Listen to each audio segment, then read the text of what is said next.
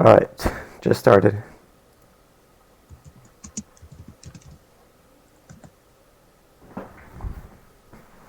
I hear you typing, Hatter. Oh, whoops.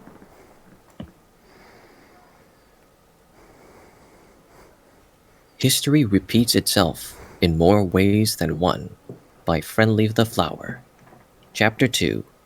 Not Too Late to Back Out. Ceroba sat down at the kotatsu table, waiting for her daughter to return, who was taking a bit longer than she said she'd come back. Ceroba couldn't blame her, she supposed. It's been a while since she had met up with her best friend. She's been very proud of her daughter lately. Kanako has been trying to continue her dad's legacy by learning to become an engineer herself to improve people's lives, like her father once did. Kanako is definitely doing more for Chujin than she ever was, Ceroba thought to herself, looking down in shame. No matter what she tried, she just couldn't complete her husband's experiments and fulfill his mission. She couldn't find a single boss monster in the entire underground besides Asgore himself, and there's no way he would agree to such a thing. The only possible option was Kanako, but Chujin wanted Kanako to stay uninvolved with his experiments. But Ceroba was getting desperate, trying to fulfill a nigh impossible task that Chujin bestowed on her before he died.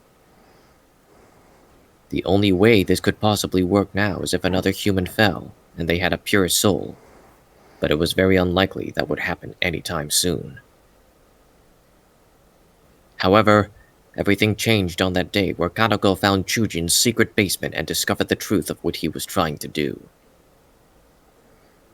Ceroba walked down into Chujin's basement. She already had everything she needed. She just needed to find a willing boss monster or find a way to create the serum without one, and then her husband's legacy would finally be fulfilled. That would likely be the hardest part, but Ceroba will do it anyway. She has to. As she walked down the stairs, her eyes widened as she saw Kanako standing in front of the small TV as one of the VHS tapes just ended.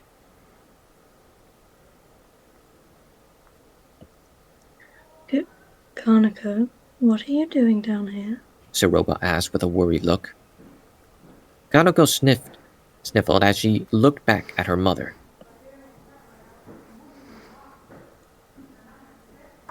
Mom, is it true that I'm different? That it's my fault that Dad's gone? Dad said he would have lived for a long time if I wasn't here. He would still be. Ceroba immediately shook her head. No, Kanako. It was never your fault. Your father loved you very much, I promise. You had him, he just didn't want to put you in any danger. Kanako looked around the dark room. All these books and papers.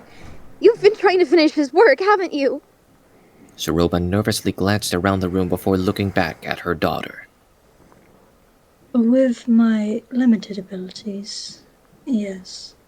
But still, you shouldn't be involved with this. I've been trying to find ways to create the serum without using a boss monster. I promise I'll figure it out. I don't think I have any other options. Kanako pulled out a small piece of paper. But I found this in the trash. You figured it out last week, right? Ceroba looked surprised as Kanako held the piece of paper before slowly nodding. I think so. Kanako began reading from it. It says, using the leftover extract from the human soul, I believe I have removed any corruption it held. Negating the need for someone pure of heart, yes. Ceroba finished. Kanako smiled as she put away the paper. So you already did it! Daddy's wish can come true now, right? We can finally make him proud of us! Ceroba looked down with a somber look. But he didn't want you to be a part of this, and I agree. Kanako shook her head, pouting. Let me do it, Mom! I just want to make things right. be useful for once. And I trust you to keep me safe. Ceroba looked unsure. I do believe that this refined method would work. I just... Kanako looked up at her mom with pleading eyes. Please. You promised you would make his dream come true. Ceroba slowly nodded. I did. Very well. I'll try to make this quick and easy. And I'll try to make sure you're safe throughout the whole thing. Alright? Kanako nodded eagerly. And thanks, Mom. We'll be the heroes of the underground. All thanks to you and Daddy. Heroes. That has a nice ring to it. Ceroba said with a sheepish smile. Then she walked over to one of the tables. Alright, wait here. Ceroba took out a syringe filled with a blue liquid, the key to making her husband's dream come true. This needs to work. It has to. She figured Chujin wouldn't approve of his daughter being the one to do this, but Ceroba had very, very limited options. This was the only way, she thought, but she was confident that all of Chujin's research and hard work would lead to this working the way it should. He was always a smart man, so it had to. Ceroba turned around to face Kanako. Kanako, you will have to stand very still for this. Just close your eyes and I'll begin the fusion extraction. You might feel a pinch or two, but it'll all be over before you know it. Understood? Understood. Kanako responded excitedly. Ceroba kneeled in front of her daughter. You truly believe in this, don't you? Kanako paused for a moment, a hint of confliction in her eyes before she responded. Yeah. Then she went over to her mother and hugged her. Ceroba hugged her back. I love you a lot, Kanako. I love you more. Kanako responded, smiling at her. Then Kanako stepped back. It was finally time she would help fulfill her father's wish. Before she closed her eyes, she took one last look at the syringe her mother was holding and the blue liquid inside of it. The color blue. It reminded her of that day. The day that human attacked her and her friend, along with killing a bunch of other monsters. She remembered seeing her pink tutu covered with dust, and the sight terrified her. And now, her soul's essence was about to be combined with hers. But the corruption of her soul was removed, so it should be fine, right? Kanako looked unsure. She was about to close her eyes, but something stopped her from doing so. She began having a really bad feeling in her gut. What if this didn't work? What if something bad happened to her?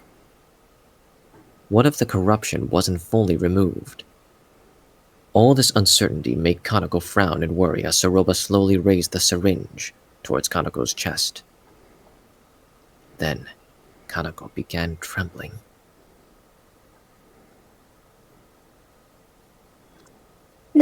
No, I can't back out now. This has to work. It just has to. But I... Ceroba looked concerned as she held her daughter's arm. Kanako, are you okay? You're shaking. You need to stand still, remember? She opened her eyes and looked at her mother with a scared look. Mom, I'm sorry, but I'm afraid. I just have a bad feeling that this won't turn out well. Ceroba held the syringe back. It should work, I believe. Are you sure? Kanako asked, looking at her mom nervously. Ceroba tried to answer. I don't. I mean, it has to, but... Kanako nervously stepped back. Mom, I don't think this is a good idea anymore. I really want to fulfill Daddy's dream, but I'm just so scared that this could hurt me. Am I selfish for that? Ceroba slowly shook her head. No, oh gosh, what was I thinking? Oh, I shouldn't have decided to involve you in this. Then Ceroba put down the syringe as she hugged Kanako. I'm sorry. I won't make you do this if you don't want to. Kanako cried as she hugged her mom back. It's okay. I was the one that asked in the first place. It's okay, Kanako. I understand. You only wanted to make your father proud. I do as well. Then she heard Kanako's stomach began rumbling, before the brown kitsune blushed in embarrassment. She looked at her daughter with a smug smile. Sounds like someone's hungry. You want me to make some dinner? Kanako sheepishly smiled as she nodded. Yeah. Only if you let me help cook, though. Of course you can, my little helper. Now, come on, Kanako. Ceroba responded, patting her daughter on the head. Kanako left the basement first before Ceroba followed her up the small flight of stairs. She still didn't know for sure if that blue syringe would actually work. But based on Kanako's reaction, she had a feeling that there was a chance that something bad could happen to her.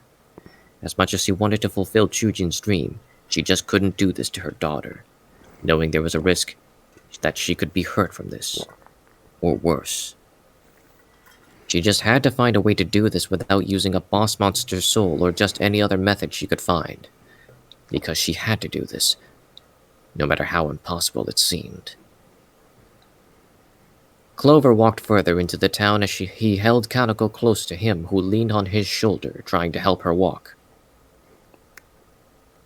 So where's your house exactly?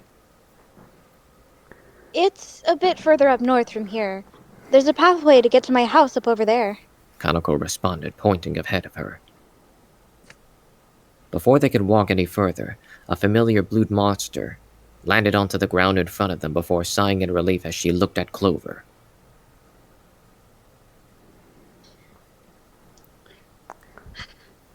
There you are, Clover. I've been looking all over for you. Clover looked surprised but smiled back at her. Oh, nice to see you again, Martlet. I guess you got separated pretty far from me after that boat crash, huh? Martlet slumped over in shame. Well, I was gonna start looking for you, but I couldn't find you anywhere, so I kinda just sat here in this town, thinking about how trash I am. She said with an awkward grin. Clover looked at her in both confusion and pity. Okay. Anyways, I'd like to come with you again, but I'm a bit busy at the moment. Oh, who's this monster with you? Martlet asked curiously. Oh, this is Kanako. It's kind of a long story, but basically she got hurt and I'm helping her get home. So it'll probably be a while before we can continue. Kanako thought for a moment before speaking. Well, maybe if my mom agrees, you can probably stay the night at my house. You must be pretty tired as well, right, Clover? Yeah, I guess I have been walking a lot these past couple hours. Clover said, his legs feeling like noodles. Martlet nodded in understanding. Alright, well, if you'll be that long, then I guess I'd better report back to my station. I kinda don't want to get fired for not being on the job after all. Or for escorting a human. Clover smiled as he tipped his hat at her. Alright, I'll see you tomorrow, Martlet. Right, I'll swing by to meet you first thing in the morning. See you then, Clover. Martlet said, smiling warmly back at him. Then she flapped her wings before taking off back into the sky towards Snowdon.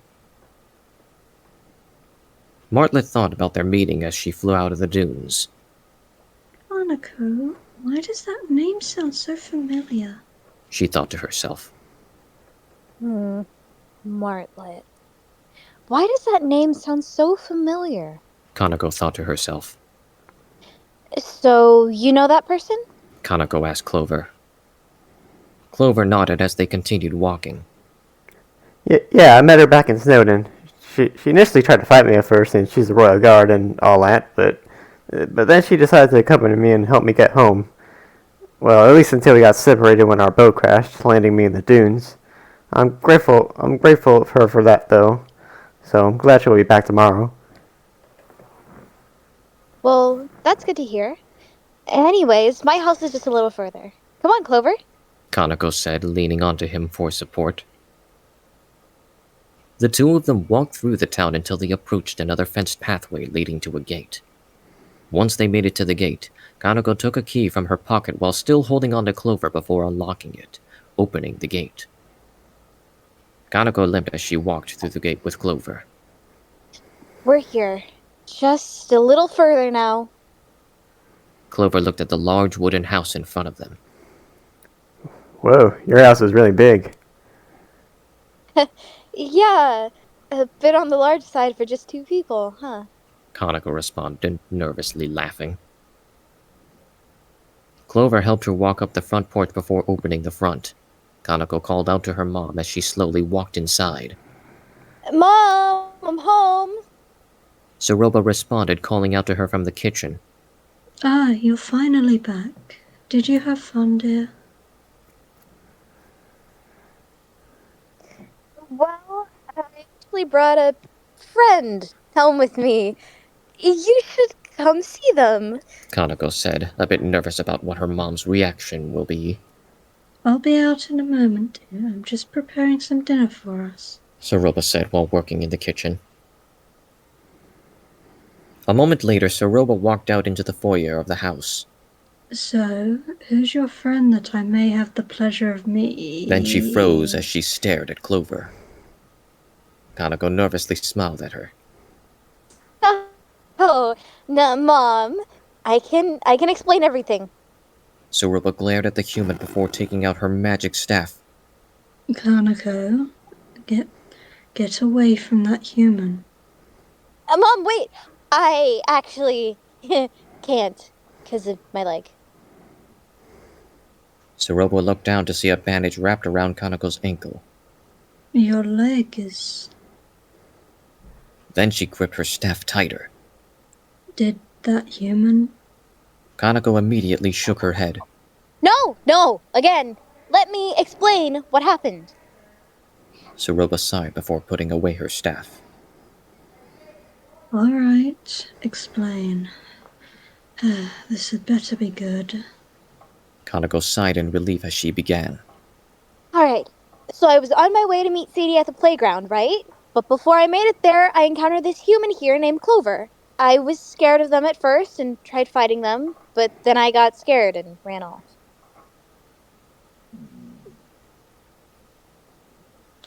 You tried fighting them? Kanako, that's extremely dangerous. You of all people should know that. Her mother said with a worried look.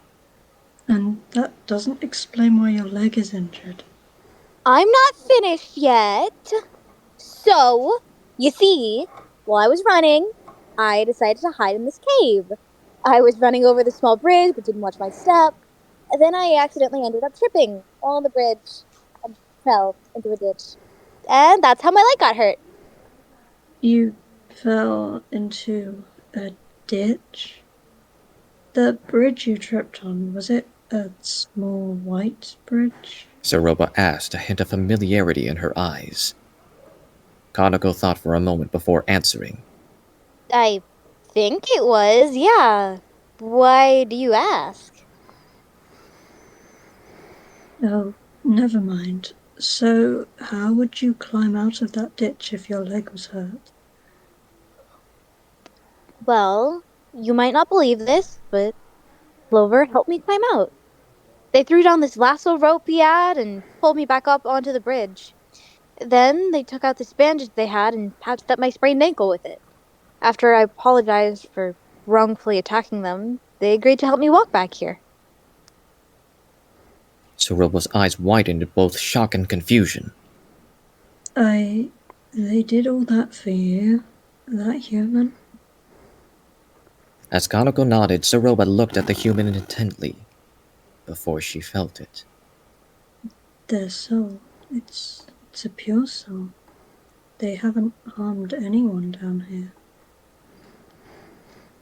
Alright, Kanako, if that's what you say, I'll believe you. But since you're hurt, I'll take care of you from here.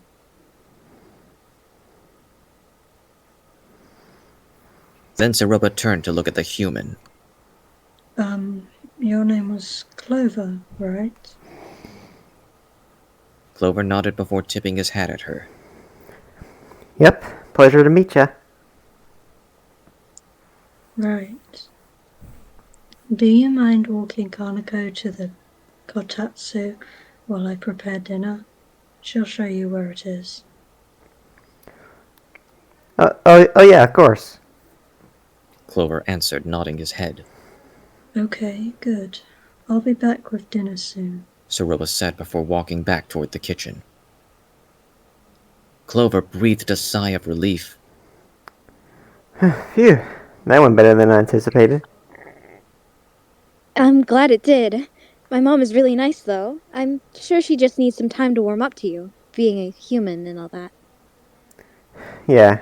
Anyways, I'll walk you to the Katatsu now. Clover said, helping Kanako stay upright. Oh, yeah, it's through that door right in front of us. Kanako responded as they slowly walked towards it. To be continued. Alright. Zesty indeed. Very zesty. I will look after Kanako. Clover, go look after Kanako for me. Yeah, I'll do that.